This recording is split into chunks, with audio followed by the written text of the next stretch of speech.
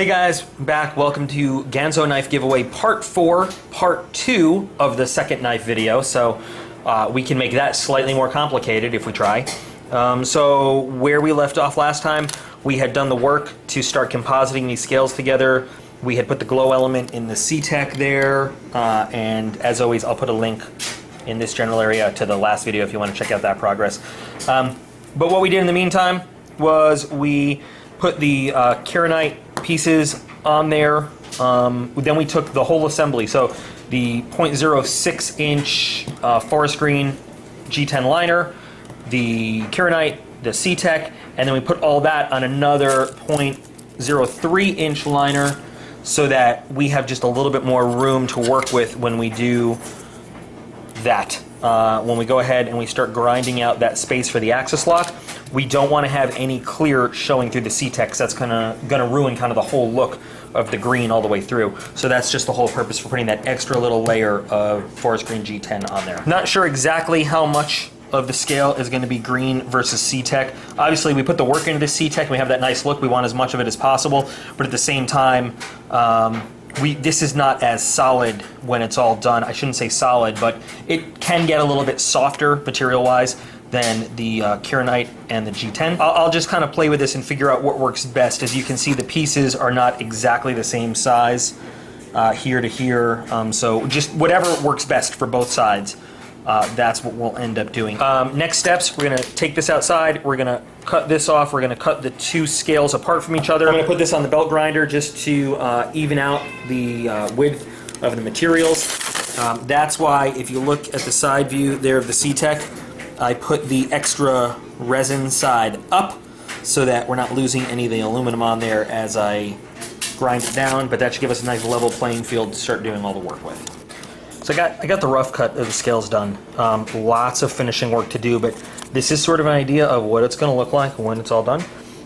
One of the things I didn't take into account when I did all this work on the c-tek and filling in all that glow material is that there's a large portion of the c-tek that was actually cut away from both sides. So that's something that I wish I had thought about a little more clearly, because you can see there's a lot more on this side than on this side, but there's nothing I can do about it now. It still looks pretty cool though. I did a quick light test on it, and very fortunately, if you take a look, this part of the glow flows into the silver on the knife, and it happened the same way over here, just by pure coincidence. So that's going to look really, really nice when it's all done. Basically, where I'm at right now is I just did the test fitting of the rough cut scales to the frame.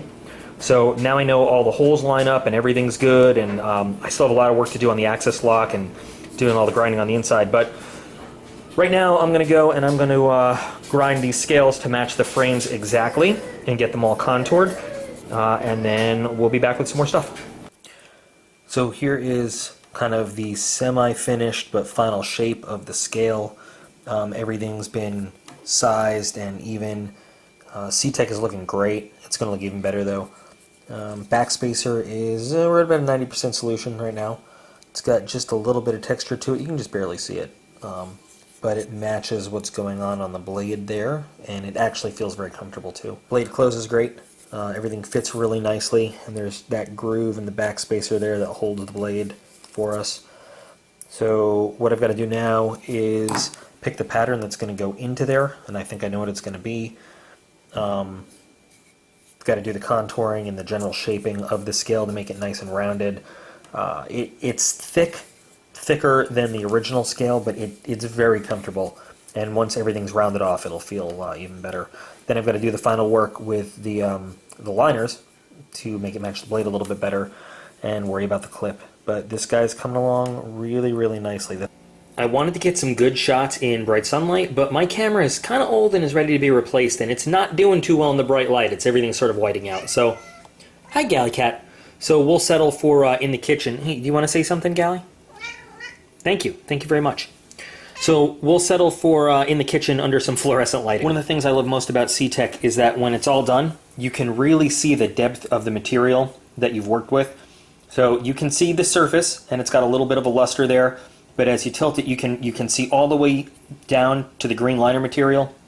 You can really see the glow material channels. You can see every little twist and turn and angle in the aluminum.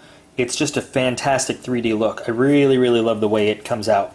So I think that was pretty successful on this one, and gives it a really nice look.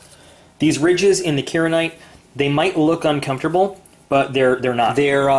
It's a very refined feel to it.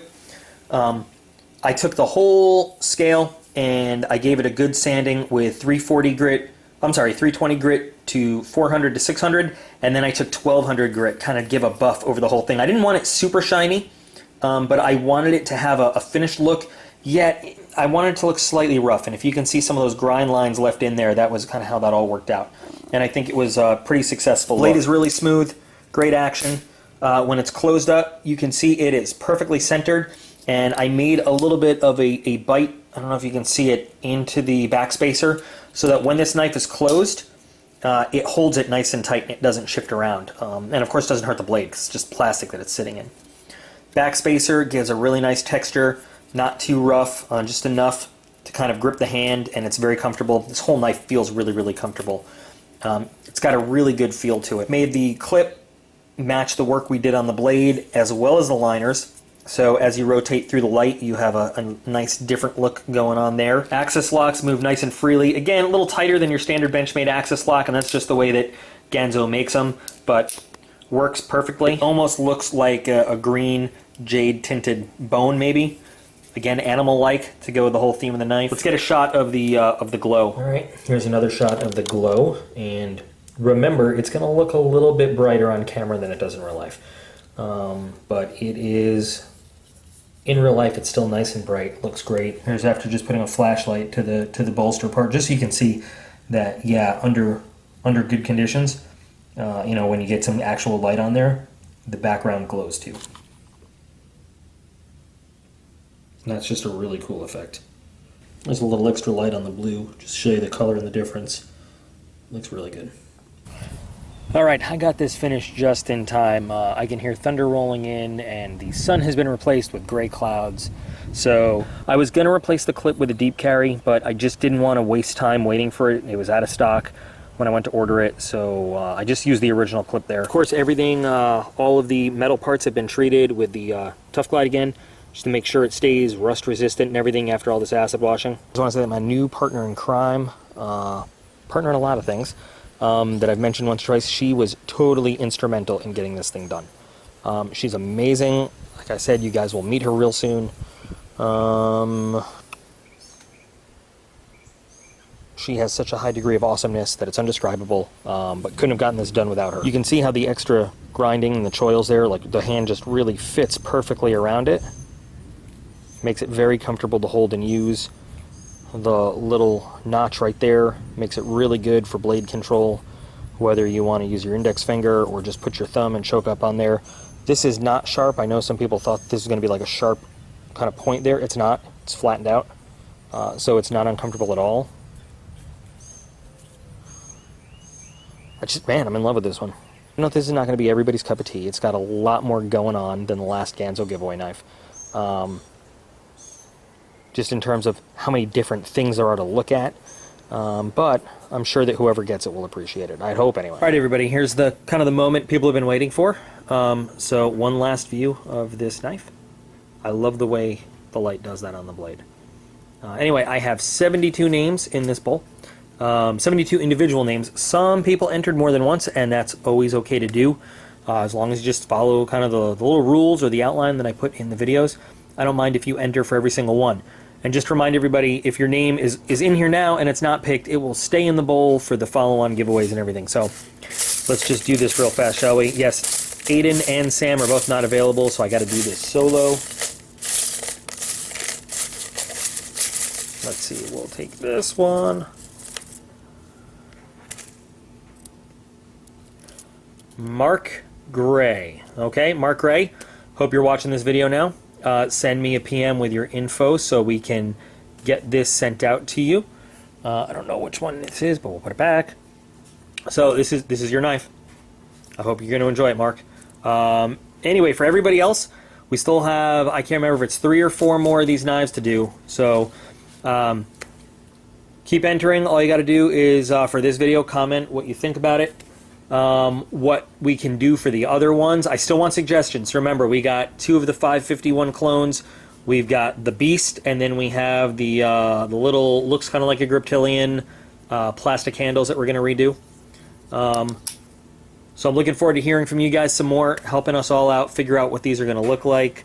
And then I've got some other videos coming up too that'll probably be posted before the next giveaway one. But anyway, as always, thanks for watching, guys, and I'll be back again real soon.